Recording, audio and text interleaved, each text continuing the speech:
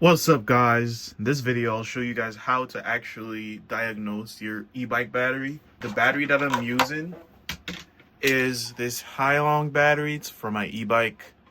Haven't charged it in a while. It's been a couple months and I wasn't keeping up with it, but with the gas prices almost $6 a gallon, I started wanting to ride it more, but it wouldn't accept a charge and it wouldn't power on. So then I started to dig in. I found the problem, but I'm going to show you guys how to actually diagnose and figure out what the main cause is. And I'll give you the steps and save you some money. Okay, so the first thing you want to do is remove this top plate. It sits on this like this. You're gonna unscrew the 6 screws that are in it. After you take that off, it's important that you don't pry the battery when you're trying to get it out. If you pry it, you're gonna start a fire, right? So what you want to do is get yourself a heat gun. This is the heat gun that I used. It gets pretty hot, and basically what you want to do is heat the back of here, right? You're gonna heat it for like a minute or two. Don't stay in one spot. You move all around. If you stay in one spot, you're gonna warp the plastic. And then it should melt this glue that they have. This is why I said not to pry it, because it has glue. Okay? Now that you've got the battery out, you can finally start testing it. 9 out of 10 times, the BMS is not the fault. So what you want to do is inspect the BMS to see if there's any burnt marks or anything. You're gonna unscrew this, which is the heat shield. It protects the BMS and helps with heat dissipation. And then you're gonna check the BMS to see if there's any burnt marks or any burnt spots. In my case, my BMS is okay. There's nothing wrong with this BMS. 9 times out of 10, the BMS isn't the fault.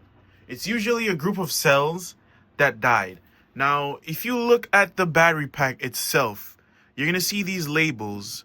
And if it doesn't have labels, you're going to go from the far most negative terminal to the far most positive terminal. Battery 1, battery 2, 3, 4, 5, 6, 7, 8, 9, 10, 11, 12, 13.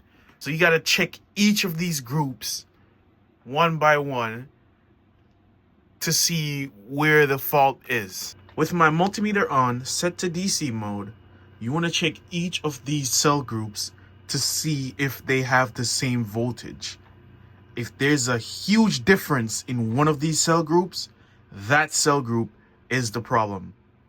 And it's forcing your BMS to shut off and not register this battery as operable.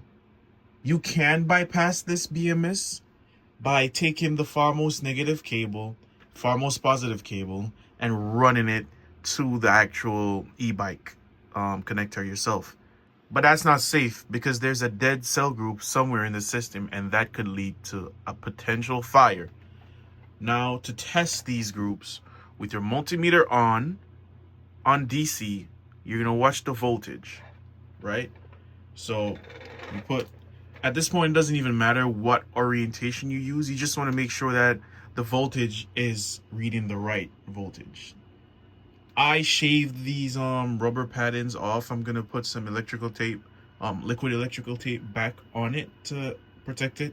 But look, right there you're getting 3.9. Getting, within the range of 3.9. So this is 4. Then you check. 4. This one's hiding. And to check this one also. 4.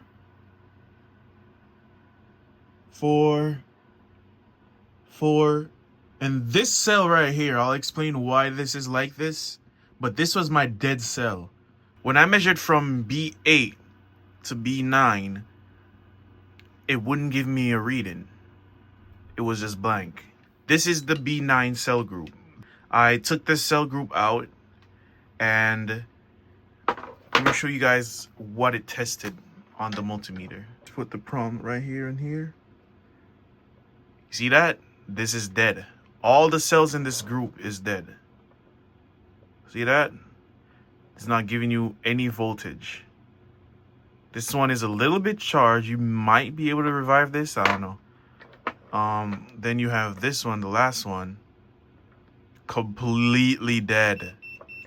So after I tested all of these, it's supposed to give you 4 volts each group. 3.8, 3.9 to 4, 4.1 each group. If it doesn't, then a cell is broken, obviously, right?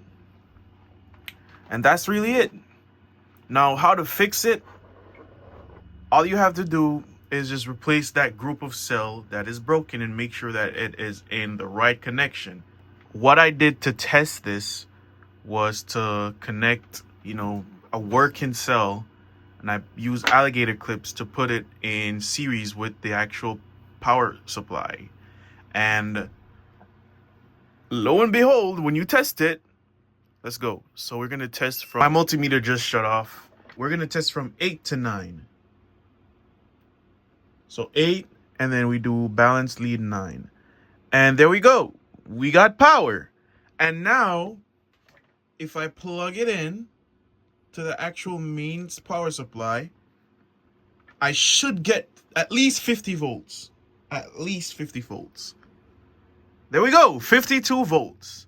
What we could do after that to make sure that this thing actually accepts charge is to get our charger and plug it in. Now before, the charger would just stay on the green line. It wouldn't charge, right? Now, if we plug it in, it should charge. There we go. Now it's charging. There we go. Now it's charging. It's accepting charge. The battery pack is fixed. So now I'm gonna order some 18650 batteries from eBay, and I'm gonna wire it in parallel to this battery pack. The BMS was working, and the battery itself was good. This was just bad. This cell was just bad. And that's how you guys do a full diagnostic of e-bike batteries. Okay, so this is the e-bike with the battery installed, and let's test the throttle, see if it works. The wheel's kind of messed up, I gotta fix that, but that works.